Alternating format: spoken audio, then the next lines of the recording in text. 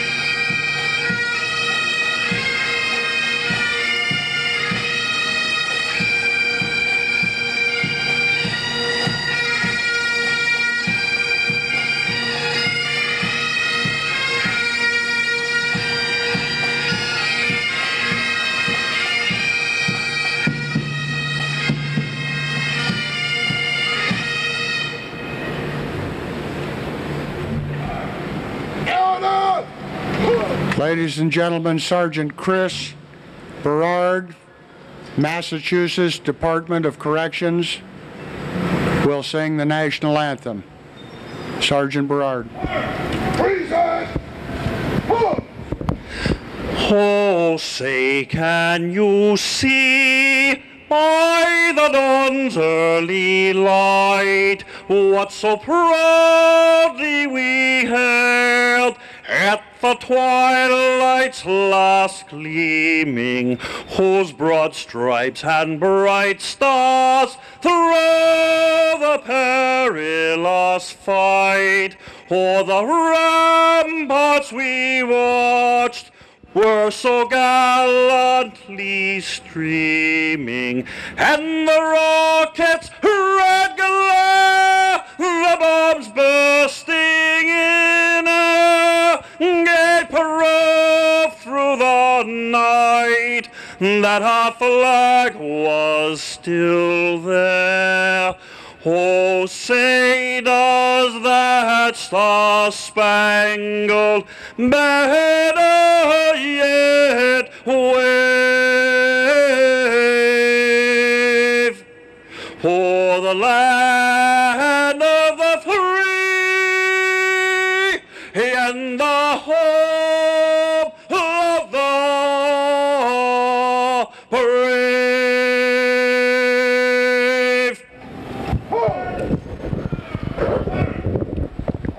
Thank you, Chris. Please be seated. Because of the space constraints in this area, you can't see, but we have over 200 uniformed officers in attendance with their honor guard flags from many, many states, and they are all here for this service. Chris, you did a great job as usual. I'd like to open now with the CPO Foundation chaplain and Reverend Bobby Douglas from Jenkins Memorial Church in Riviera Beach, Maryland.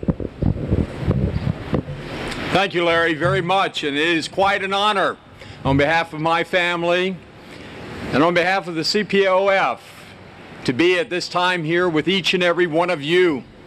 You know, as I have been affiliated along with my family since 1985 with your organization, I have heard such statements as, "We will always remember you. We are family.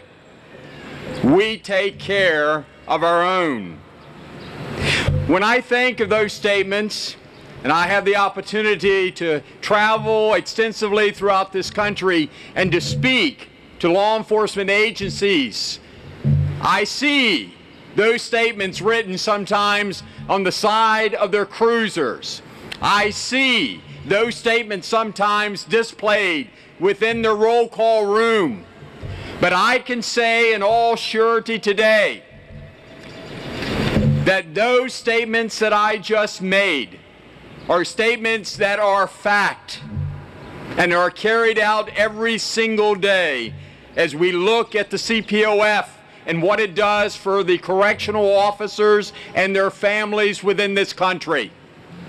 This is what we're all about here in Philadelphia, to remember the correctional officers that are here, that stand around us right this moment, and to remember those officers that have fallen, and to remember and never to forget their families. We have a tremendous opportunity in the next couple of days. The CPOF will be given numerous seminars, and those seminars are for every one of us. If you are a family, then we have seminars that deal with the issue of guilt. If you are someone that is a correctional officer and is concerned about the issues of self-defense, we have seminars that deal with that. If we are families, and all of us should be concerned about this, about estate planning, believe it or not.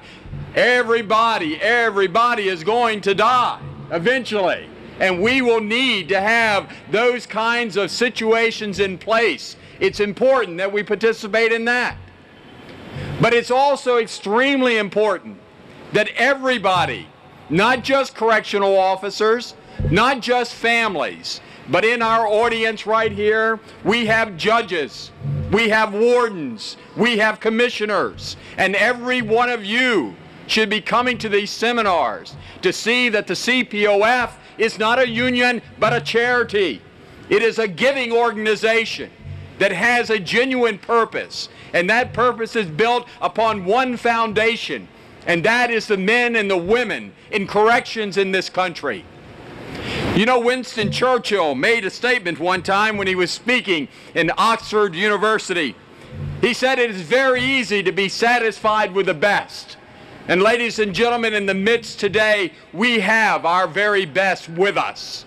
And we thank God for them, and we know that they will be taken care of. You know, in this country today, over 300 million people may never know you. They may never see the work that you do. But allow me to end by just saying this, that those 300 million people plus in this country may never see you. But you will never be forgotten. You'll never be forgotten by organizations like the CPOF that care about you and your family. Shall we pray?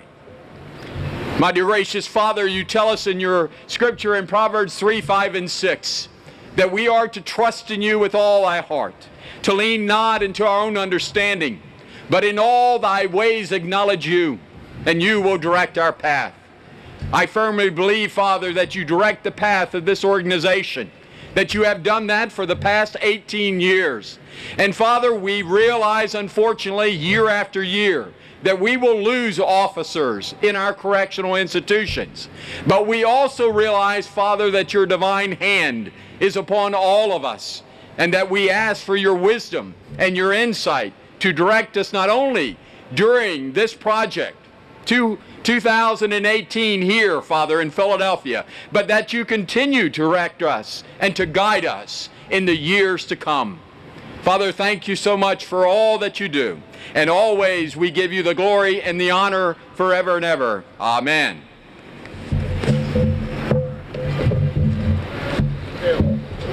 Thank you, Reverend.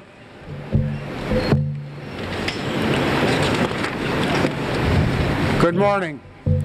On behalf of the Board of Directors and the representatives of the Correctional Peace Officers Foundation, I welcome you to the 18th Annual Correctional Peace Officers Memorial Service held as part of Project 2018. My name is Larry Corby. As we began this memorial service, our hearts are heavy with the recent loss of 9 firefighters in South Carolina. And our thoughts and prayers go out to their families, their co-workers, and their friends. For the past 13 years, we have been moving our memorial service around the nation to allow more correctional officers and their families the opportunity to attend and assist our survivors and learn more about the foundation. We are gathered this year in a most historic spot. This plaza, dating to the time when Philadelphia was our nation's first capital, just feet from this very place. Our forefathers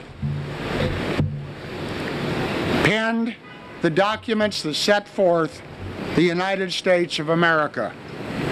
Just feet from here, inside Independence Hall, they formed our more perfect union. Just feet from here, they wrote and signed our Declaration of Independence. Today, the Correctional Peace Officer Foundation memorializes our heroes, the men and women of corrections who gave their all in the performance of duty protecting the public. Some of them lost their lives in tragic accidents, some during violent incidents, and some were brutally murdered by a predatory, incarcerated convict or convicts.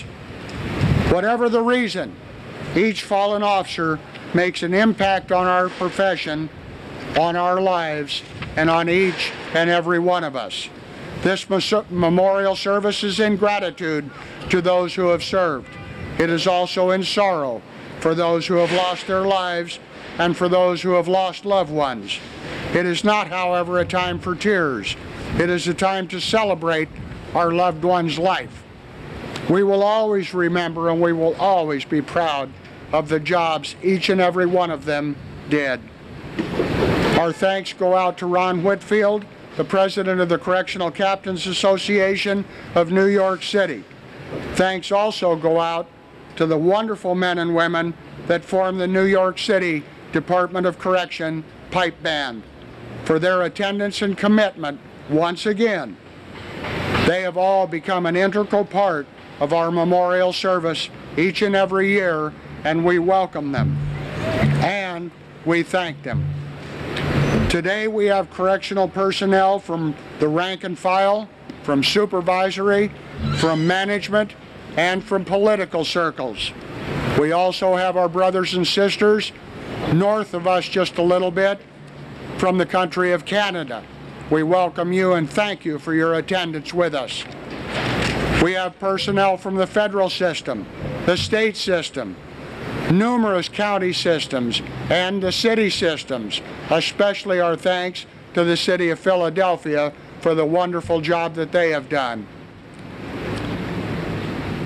We're here to pay our respects to the families of those correctional professionals taken from us in the line of duty, whether here in the USA, in our nation's jails and prisons, or as members of our military in Iraq, Afghanistan, and other places that we don't read about in the papers.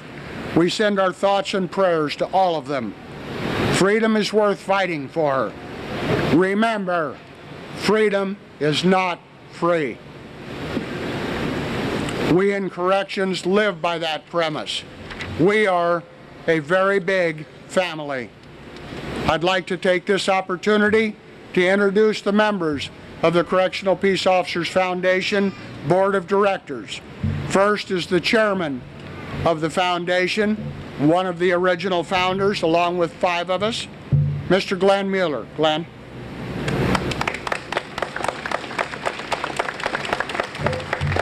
Next, we have the vice chair of the foundation, Mr. Edgar Barcliffe.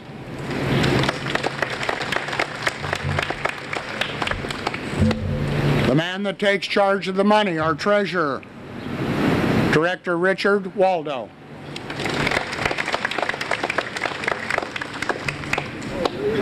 Another of our founding members, Director Sal Osuna. And finally myself, I also serve as the secretary. I would like to ask Chairman Mueller to come up and say a few words. Glenn?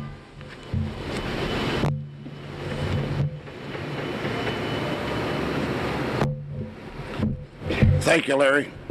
I want to thank everybody for coming together just to honor those individuals that have gave the ultimate sacrifice in their life. But this is a great time also to reflect onto those that are most important to us in our lives. Our mothers, our fathers, our children, our spouses. It's very important to take time every day to let them know how you feel. When you lose them, whichever one it might be, it's always a major loss. So what I ask for, I want you to think about, is every time that you have an opportunity, give them a hug and tell them that you love them. It's extremely important in your life and all of our lives. Again, thank you for coming here. We really do appreciate it. And let's have a great few days. Thank you, Larry.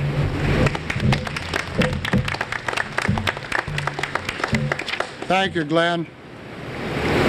It's now my great pleasure to introduce an officer who has been coming for several years from the state of California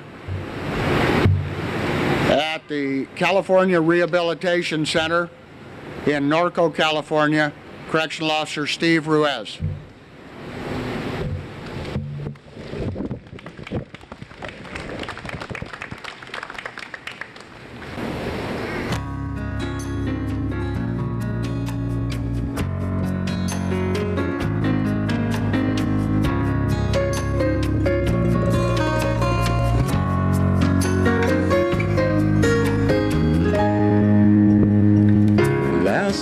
night I had a crazy dream. With meaning just for me, it could be for anything. I didn't ask for money or a mansion in Malibu. I simply wished for one more day with you. One more day, one more time, one more sunset, maybe I'll be satisfied. But then again, I know what it would do. Leave me wishing still for one more day with you.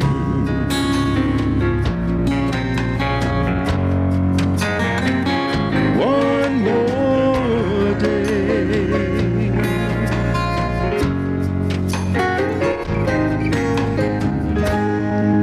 First thing I'll do is pray for time to crawl. I'll unplug the telephone and turn the TV off.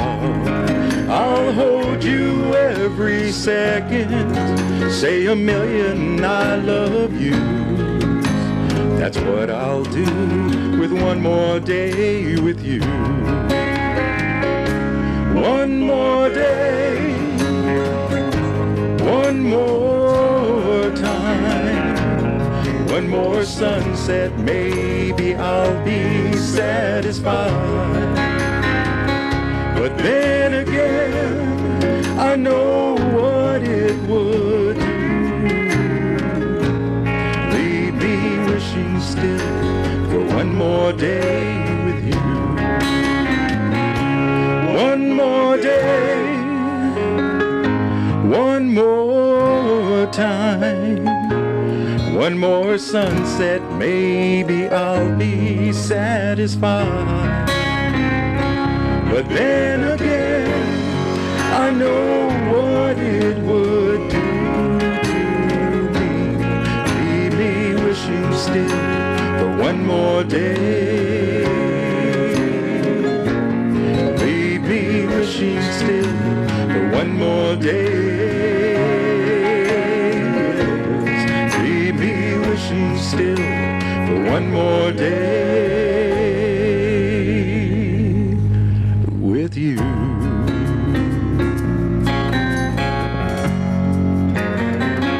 One more day.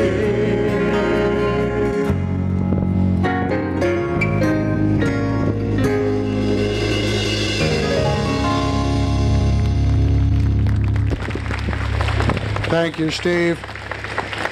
Very beautiful. It's now my great honor to introduce the friends that have been going with us for about 15 years now. And they promised that they'll be with us again next year in San Francisco. The members of the New York City Department of Correction Pipe Band. Ladies and gentlemen.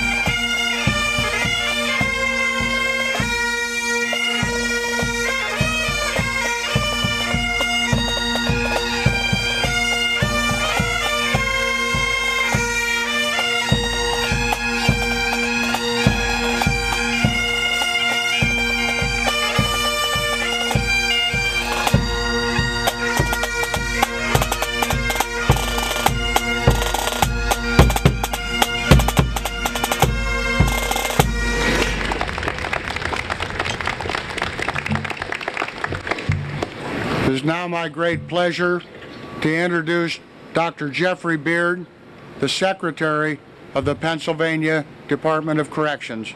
Dr. Beard.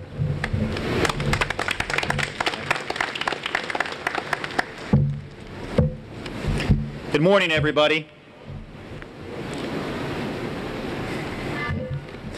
On behalf of Governor Rendell, it is indeed an honor to welcome the Corrections Peace Officer Foundation to Pennsylvania for their 18th Project 2000 Memorial Service. It is most appropriate that you have chosen Philadelphia, the city of brotherly love, for this service. And it is more than fitting that you hold this service in Washington Square, at the location of a war memorial to honor and to remember the thousands of soldiers who died for our freedom during the American Revolutionary War, many of whom were buried in mass graves in this park. For that is why we are here today, to honor and to remember those who gave their life to make this world a better place.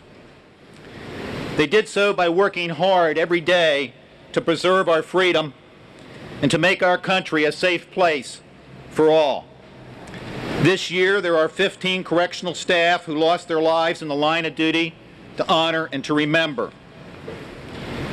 We are also here to express our sympathy, our support, and our gratitude to the families of these men and women who made the ultimate sacrifice so that each of us could live in a safer world.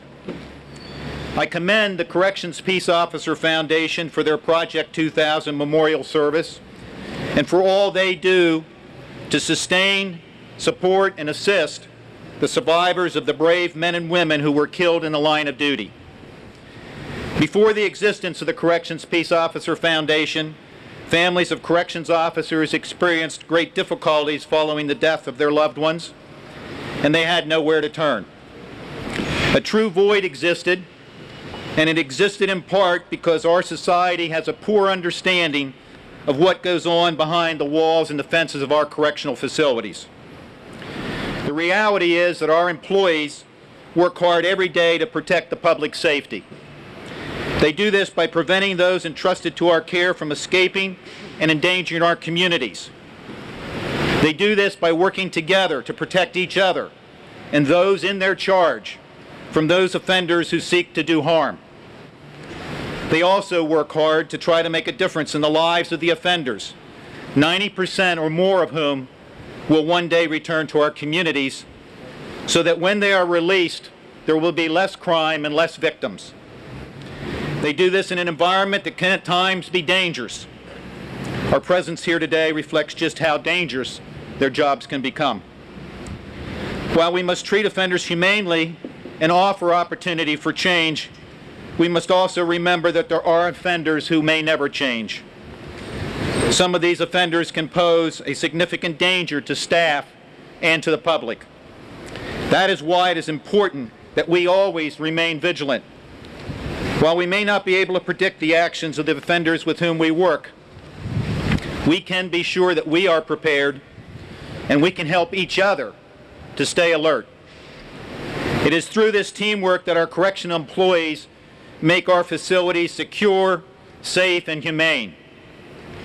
It is indeed sad that the public is so unaware of the importance of these jobs to their own safety, of the difficulty and complexity that our staff face each day, of the potential danger. Our staff today are not the guards of years past that are often depicted in the movies and on television shows. They are highly trained and dedicated professionals who face danger every day so that the public can remain safe. The Corrections Peace Officer Foundation is trying to change this perception by promoting the image of our profession as a core mission, part of their mission. The CPO Foundation's focus is on projecting a positive image of the corrections employee to the general public so that they can better appreciate how important their work is to each of us.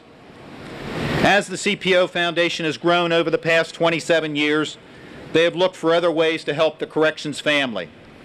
Their catastrophic assistance program to help corrections personnel and their families in times of emergency is a good example.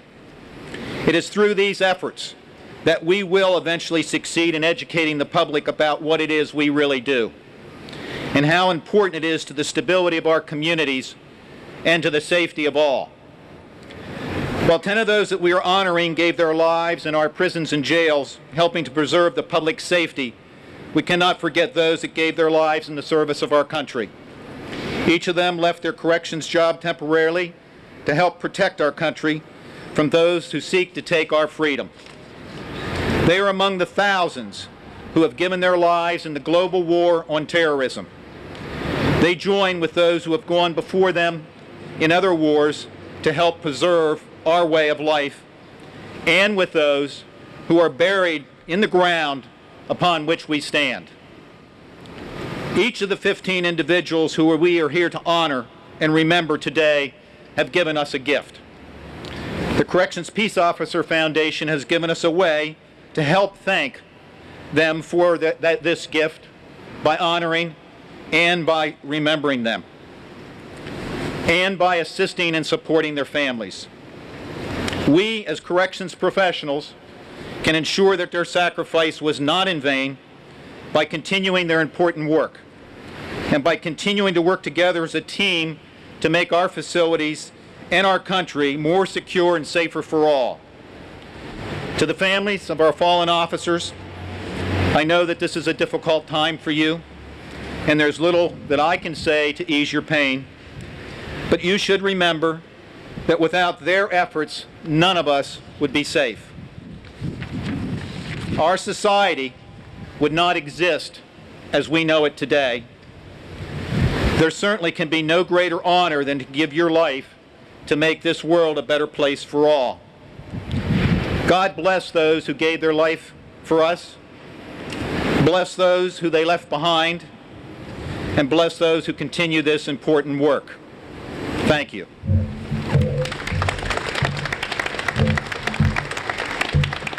Thank you, Dr. Baird. The Honorable Jeff Van Drew, Assistant Majority Leader of the New Jersey State Assembly.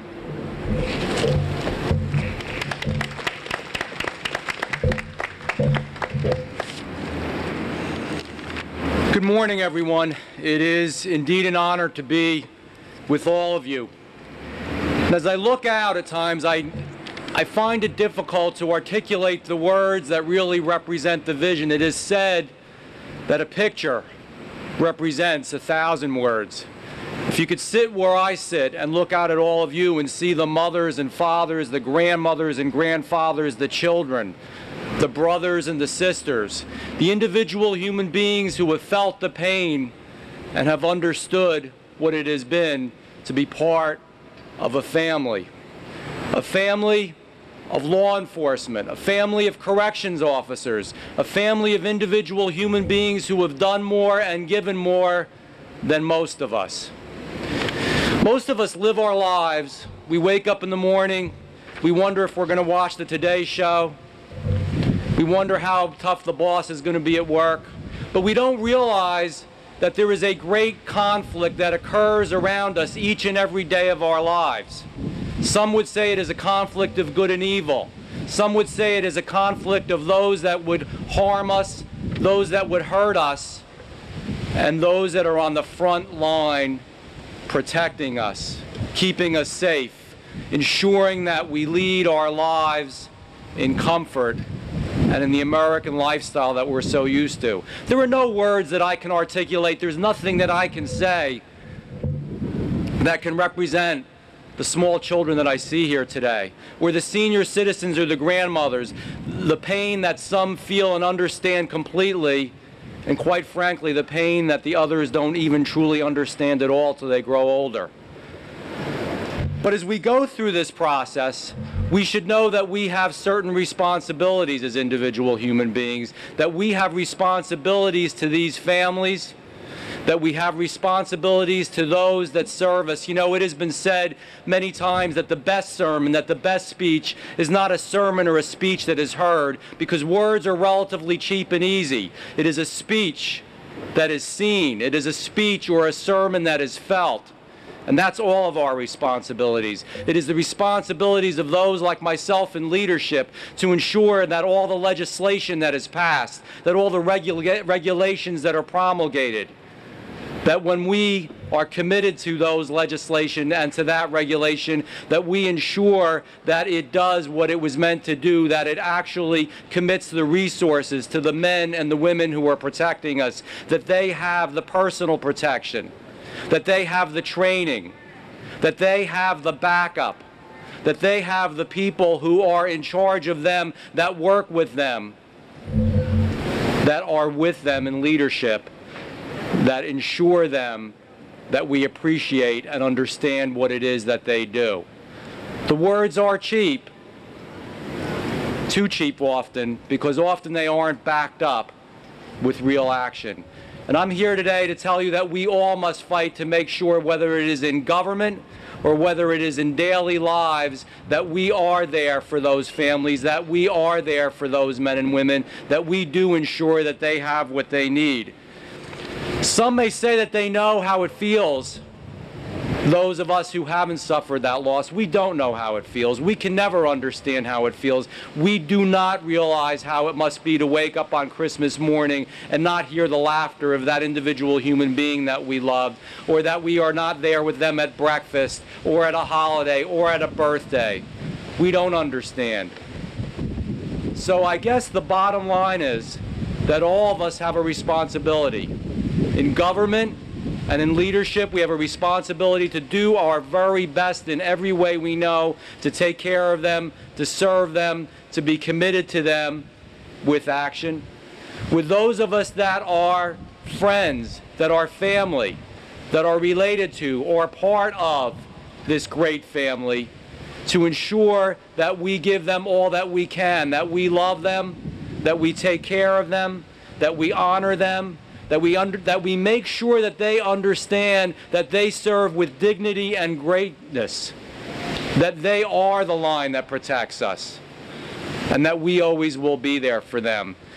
It is in the people like Cindy Baker Numbers, somebody that I know as a personal friend that's part of this organization, and all of you that ensure that we will not forget, that will ensure that when that loss occurs, that there is a loving arm, that there is a strong handshake, that there is somebody there shoulder to shoulder with you. When I look at you, and I see each one of you, when I look in your eyes, I fully understand that I cannot articulate the words, but you should know that a picture does tell 1,000 words, and it also is a picture in our hearts and our minds and our souls, and that we do appreciate you, and we do recognize your loss, and that we are with you, and that you do have our support. God bless each and every one of you. We are proud of our corrections officers. We are proud of those who have served, and we are proud of those who have lost their life in protecting us, because without them, we would not be here. God bless you.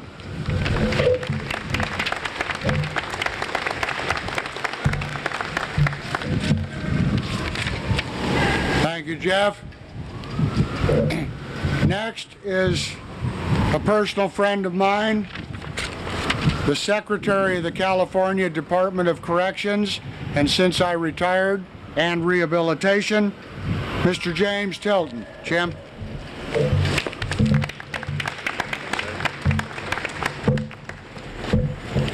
Thank you very much. This is a great honor for me to be here. I have a history of the foundation, and I can't speak strongly enough about its impact in California and around the nation.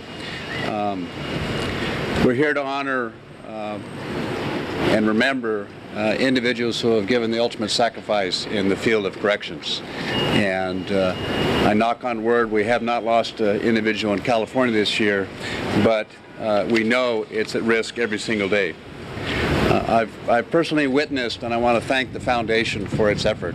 It has stepped in when others weren't able to do so, and for over 20 years has been there for families and for fallen officers, and also for those who remember those and had to work with those individuals. So I just appreciate Larry and the rest of your board in terms of the work you've done over the years, and look forward to working with you to expand even further the reach of the foundation. We're here to talk and provide comfort. I know it's difficult to the families here, and let you know that we don't forget.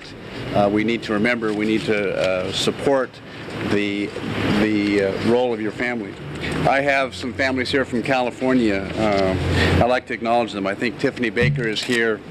Tiffany is the daughter of Denise Baker, who lost her life in a prison in Chino, California. She was a counselor but was slain in 1996. And Tiffany, we will never forget the role of your mother, and wish you well. Also present today is David and Elizabeth Gonzalez. David's brother, Correctional Officer Manuel Gonzalez, was killed in the line of duty in 2005 in a Southern California prison. And we can never forget that, and we need to support you in any way we can. We've also lost, California this year, we lost Norman Taylor. And his father, Lieutenant Taylor, works in a prison in California, and we know the loss there. As Dr. Beard talked about, is people don't represent the same skills and support and public service we have in corrections passes on when we have difficult times like now in terms of the war in Iraq and Afghanistan. And many of our employees step up like they do every day in their jobs in public safety and the correctional systems, move forward and pass on those same skills and support for our community. California is a big organization. We have over 54,000 employees in the state, a large department, 33 prisons around the state, 40 minimum custody camps, 8 youth facilities, 12 community crews, and also it's often a big organization to lose track of the individuals that work in that organization. And it's the individuals that provide the support. It's the individuals that bring that integrity and work ethic to the job every day. And this association helps us remember the individuals, and not just the employees of the department, but also the families. We talk about being a family in this organization, and it stretches beyond the employees of the department. It presses on to the families of those employees. As we all know, the very difficult job of coming to work, and without that support of families for those individuals, we know they will not be successful. So I want to thank the families and express our support to you for supporting the employees of the department. It's real evident in this profession, and I think I'm a new secretary, and one of my major challenges is to communicate to the citizens of California of the positive impact that the employees of the Department of Corrections have every single day. Recently we've taken a lot of hits in the press about the Department of Corrections and what we're doing in terms of why are we so overcrowded. Well, the employees of the Department of Corrections didn't ask, please send me more inmates, but we accepted the challenge. But in California, we failed to respond to providing appropriate space or programs for those individuals, and the department is taking the hit for that. So we're going to communicate in California. In fact, recently the governor, we've authorized a major legislation to provide expansion of facilities and programs, but more importantly to convince the citizens of California that we're part of a system that provides public safety. It's not just the prison system, it's the entire spectrum from probation to jails to police officers on the streets to the court system, and we're going to be part of that system to provide corrections. But as I walk the prisons in California, the proudest days for me are, and I'm out in the prisons and seeing the job that the staff of the Department of Corrections and Rehabilitation in California do every day, and the foundation helps us broadcast the professionalism, the integrity of that staff. I'm also here, I think, to welcome you to come to California next year. We're very excited. It'll be a competition to see how we do with Philadelphia, Doctor, in terms of providing that. But I wish you all come to California next year and let us be host this event there. We're proud of the foundation. We're proud of its role in California, and we look forward to that day. So thank you very much.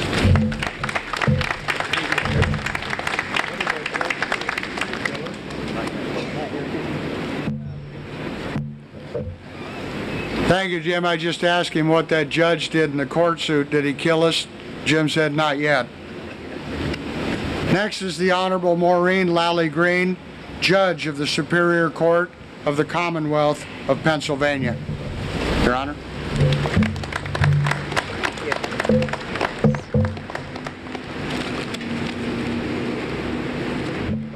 Thank you very much for inviting me to be with you here today. I look around in the audience here, to all the officers there, to this glorious sky, the gorgeous flags and celebrate the wonderfulness of each and every one of you. This is a sad time, but it is also a time to come together as family.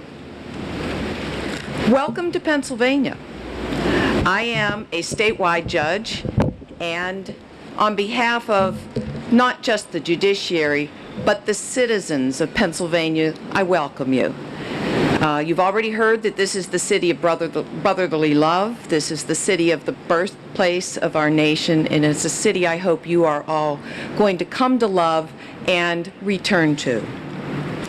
I'm privileged to have a few moments to be with you today, and I must say I have been forever changed by not only reading about what the Correctional Peace Officers Foundation does, but by having the opportunity of being with you, meeting you, hearing your stories, and hearing how you take care of your own. I know of no other organization that does what you do, taking care of your own.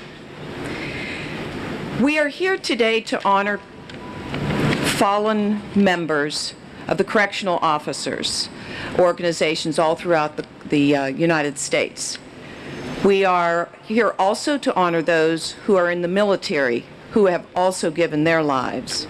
In addition, we honor those who have given part of their lives, those who have been injured in the line of duty. And finally, we honor those Pennsylvanians who have given their lives in the correctional system throughout our history. 4 different categories of people, one kind of person, a person who serves. And indeed, today, as I was listening to each of the speeches, I came to a realization that the common element of what you do, the common element of what I do, the common element of what representative from New Jersey does, is to serve you as a citizen. You guard us, you protect that thin line in our society between chaos and an ordered society. Without you, we, the citizens, would not have the freedoms we enjoy. Without you, we, the citizens, would not have the security that we enjoy. You and your colleagues protect citizens, me included, in a very real sense, and we as citizens are safe because of each one of you. We, the judges, we protect the citizens in a different way, you included, by striving in all that we do to assure that justice is done. So today, as you take care of your own, know that we, the citizens, support you. Know that we honor you. We respect you. You are unsung heroes. You who guard that thin line that keeps all of us so safe. And you, the families and the friends of the correctional officers who support these men and women who give their lives, who have given their lives or have given part of their lives to us. We thank you for your sacrifices also.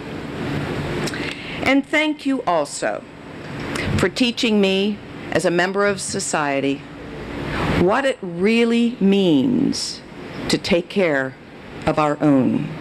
God bless you all. I hope you enjoy your stay here in Philadelphia, and thank you again for all that you do. Commissioner King. Commissioner.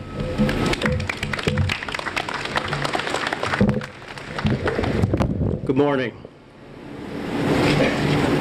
I first want to say on behalf of Mayor Street, Managing Director Lori Jones, welcome to Philadelphia, welcome to Washington Square Park. Secondly, I want to say to the families of the fallen that we're here to honor, from the 2,300 employees of the Philadelphia prison system, our condolences, our support, and our prayers. We're gathered here today, as the other speakers have indicated, to honor those who have fallen in the line of duty. But I think this gathering also serves a secondary purpose. For example, here in Philadelphia, we're going through a whole public debate and court case over overcrowding. And it's very frustrating for those of us in the administration of the prisons to try and get the people of the city, the people of the state, to understand that overcrowding is more than about the inmates who are in our care and custody. That's a very important issue.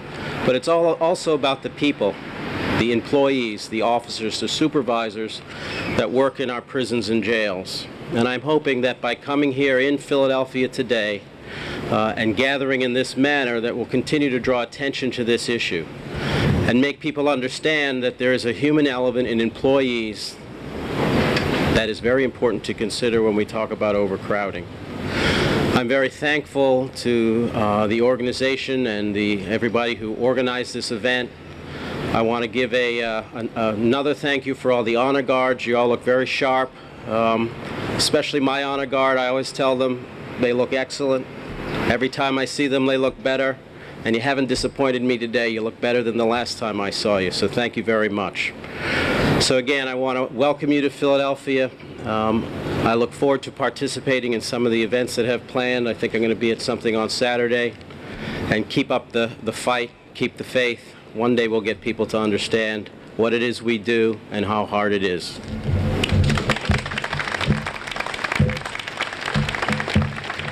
Thank you, Commissioner.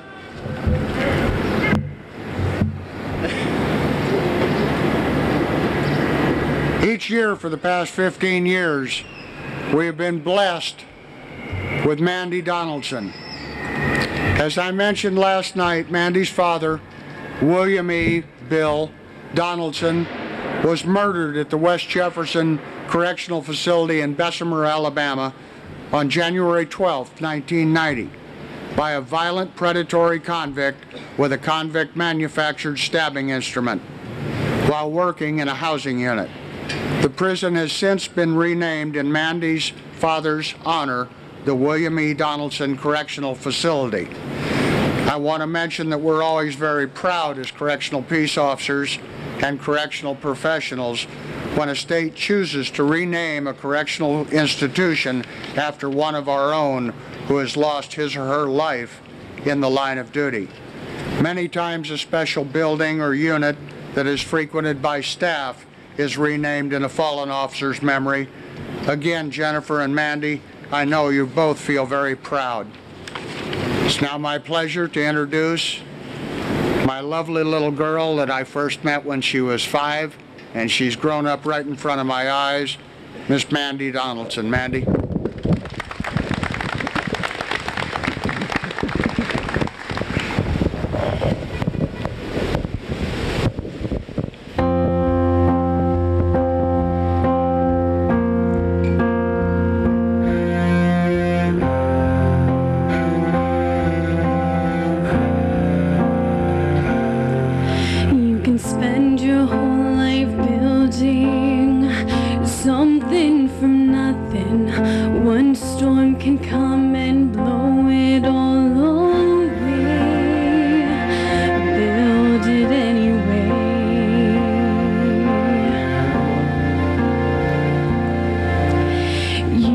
Chase a dream that seems so out of reach, and you know it might not ever come your way.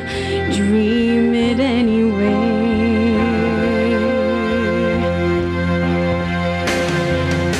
And pride is great, but sometimes love ain't good. And when I pray, doesn't always turn out like I think it should, but I do it anyway.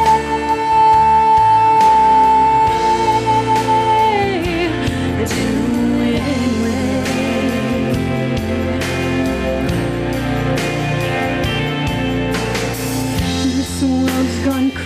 easy, and it's hard to imagine that tomorrow will be better than today. Believe it anyway. You can love someone with all your heart for all the right reasons, and tomorrow they be taken right away. Love them anyway.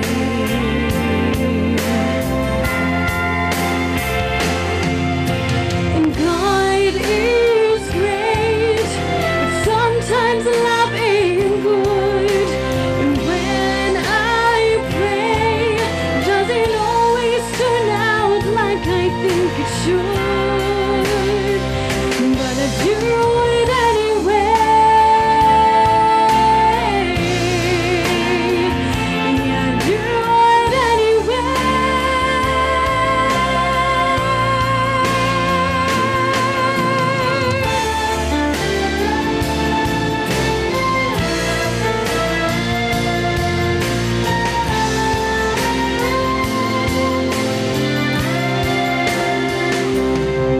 You can pour your soul out singing a song you believe in, and tomorrow they'll forget you ever sang. Sing it anyway. You sing it anyway.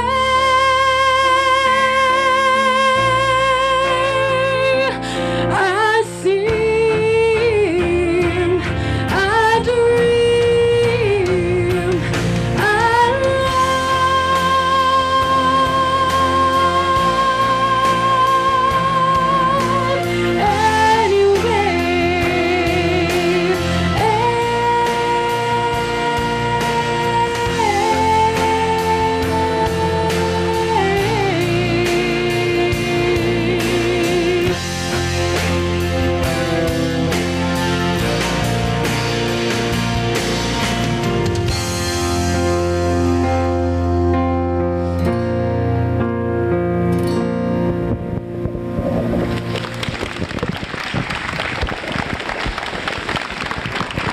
Thank you, Mandy.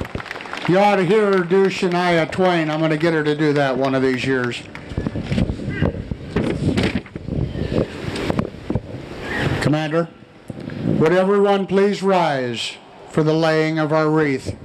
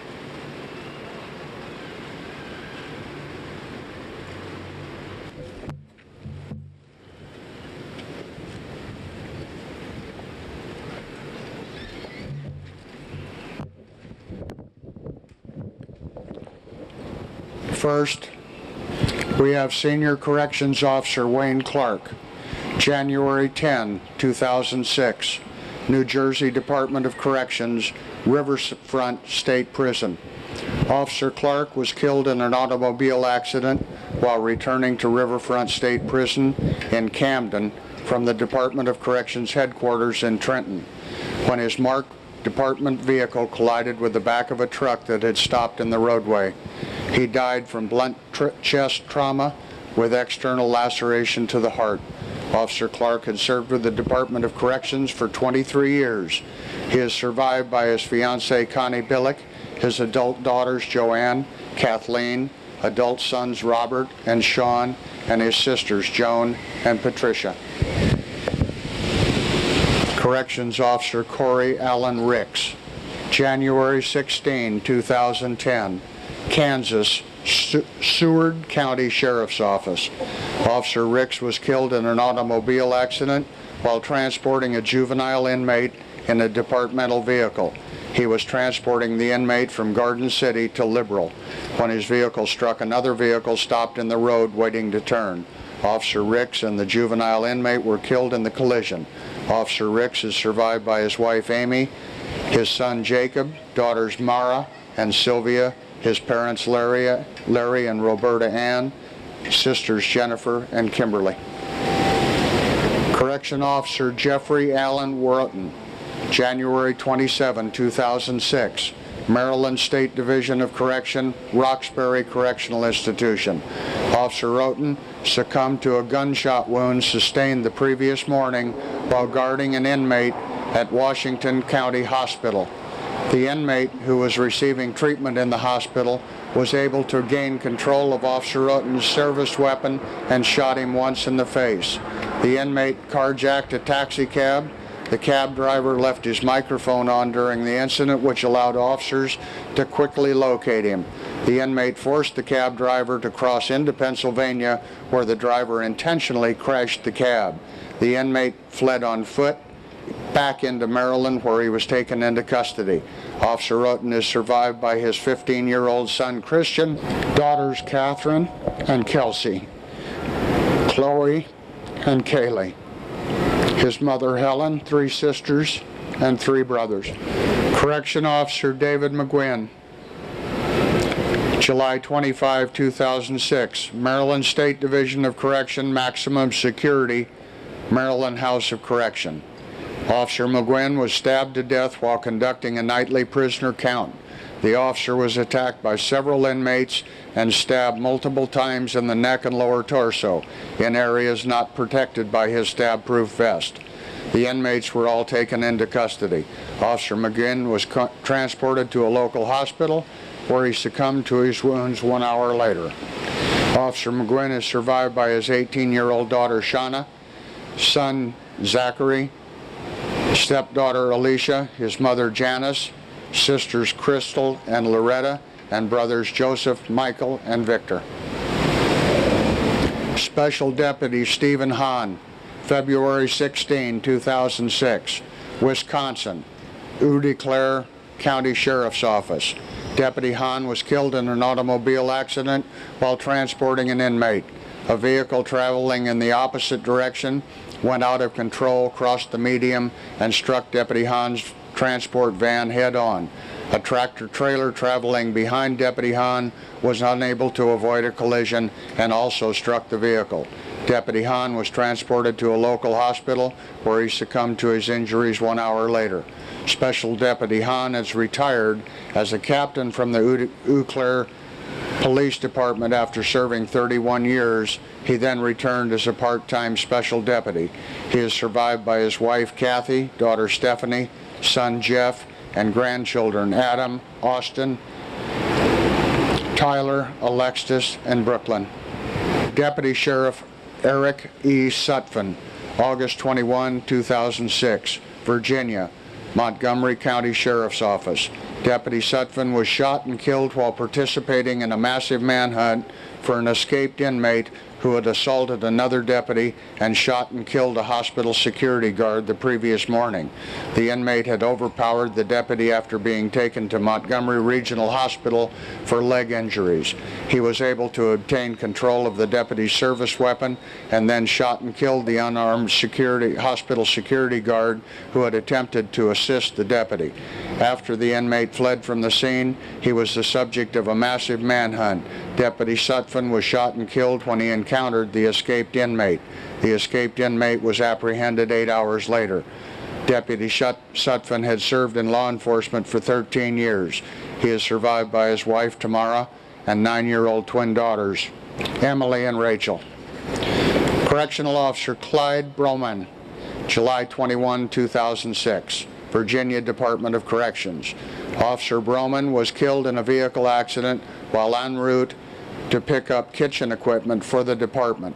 His vehicle collided with a tractor trailer.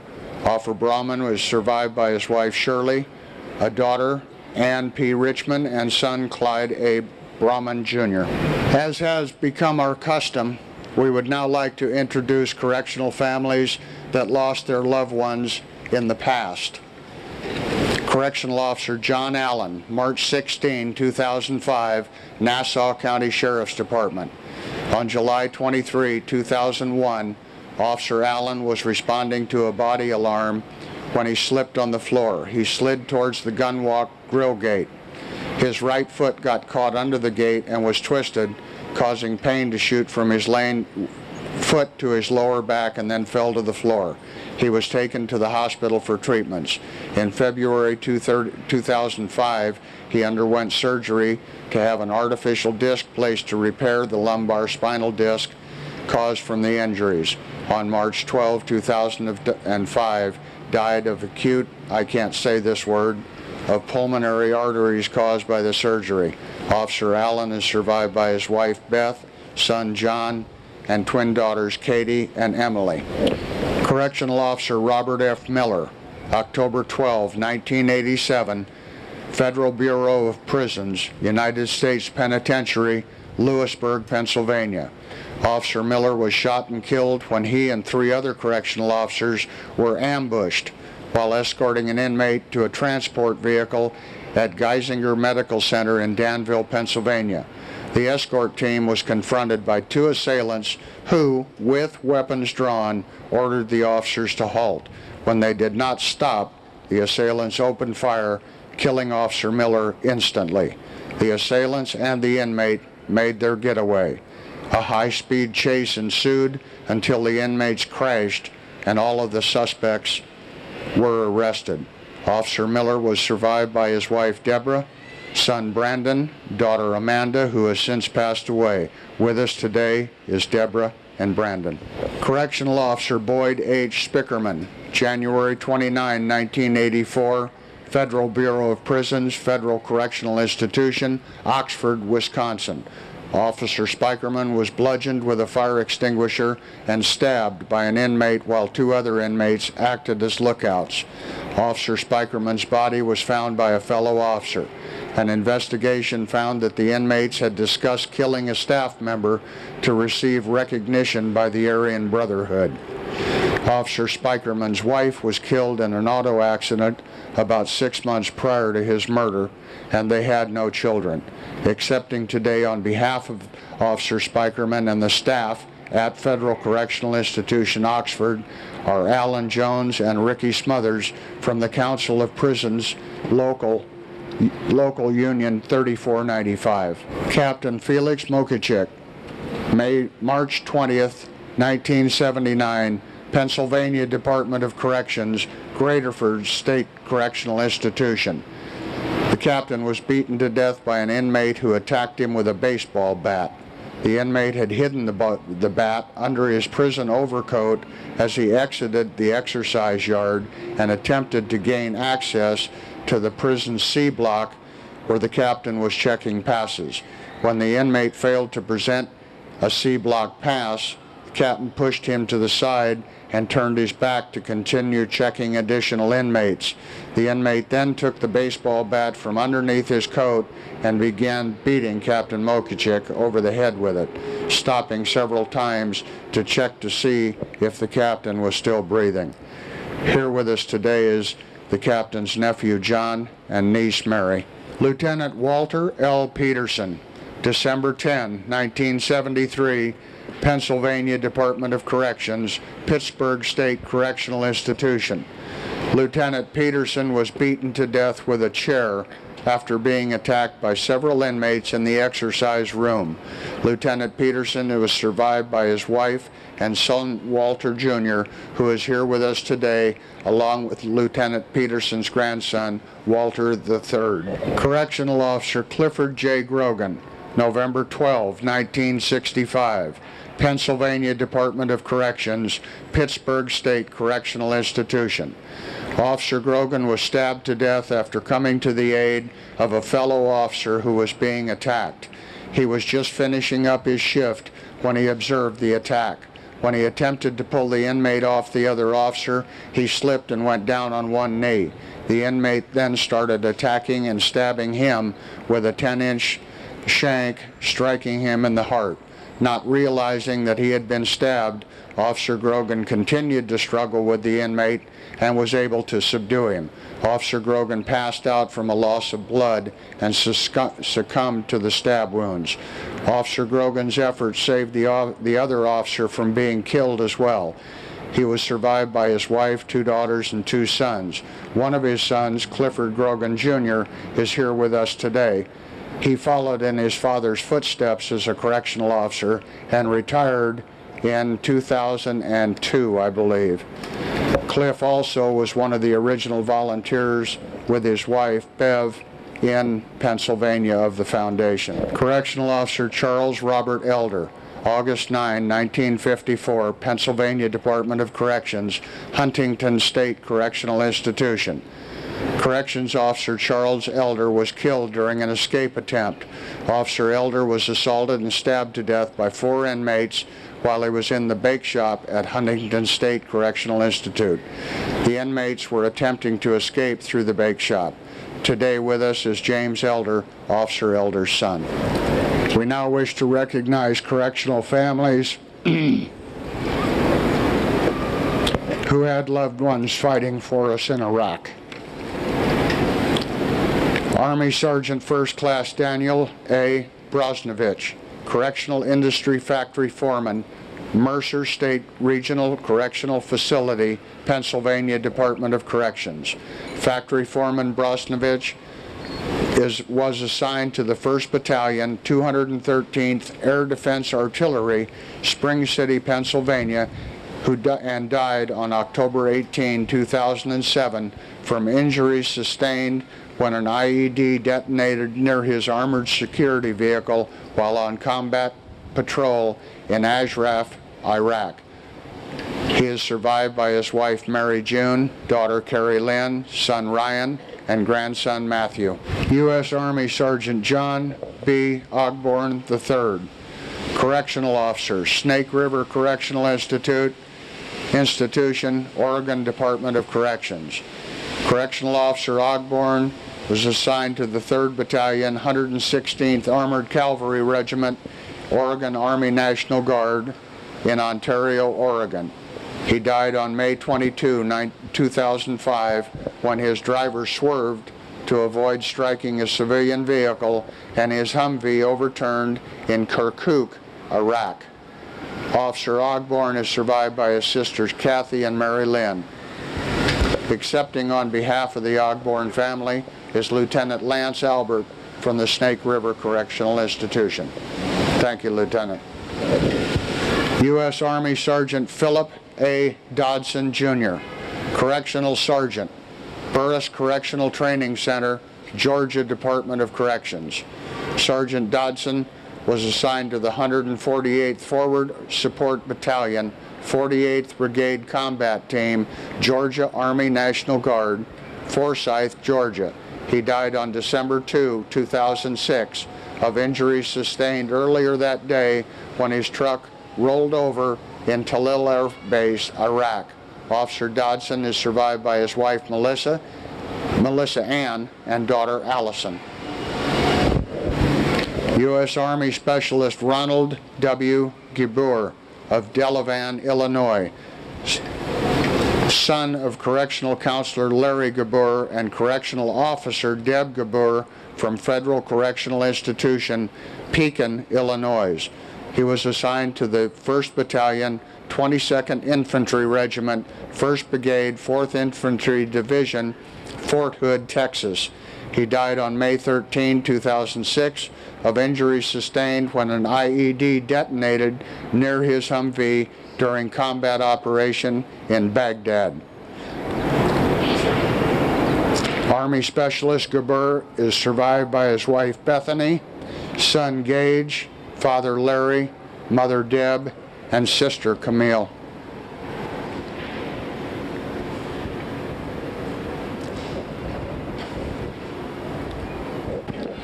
Would everyone please rise for a 21-gun salute and a playing of taps.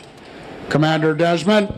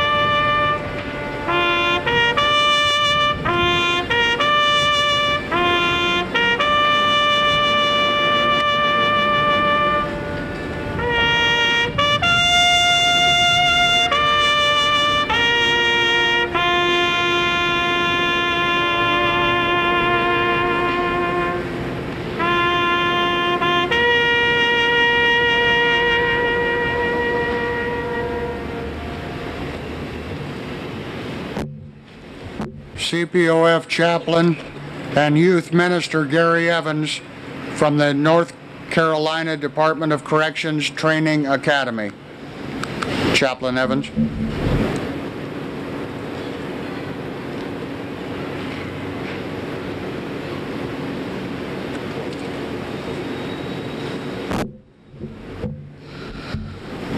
Father God, we just thank you for allowing us to come together as a family, dear Lord, to honor these families that have lost loved ones. Dear Lord, we just ask you to continue to be with them as the years go on, as things are always harder after the original loss. Dear Lord, we just pray that you guide us and comfort us, dear Lord. And we just thank you once again for being with us. And now we just ask you to be with us until we meet again. These things we pray in your Son's so precious name and for his sake. Amen.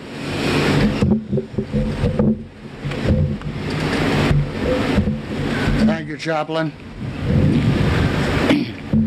Would everyone please rise for the retrieval of colors? Commander.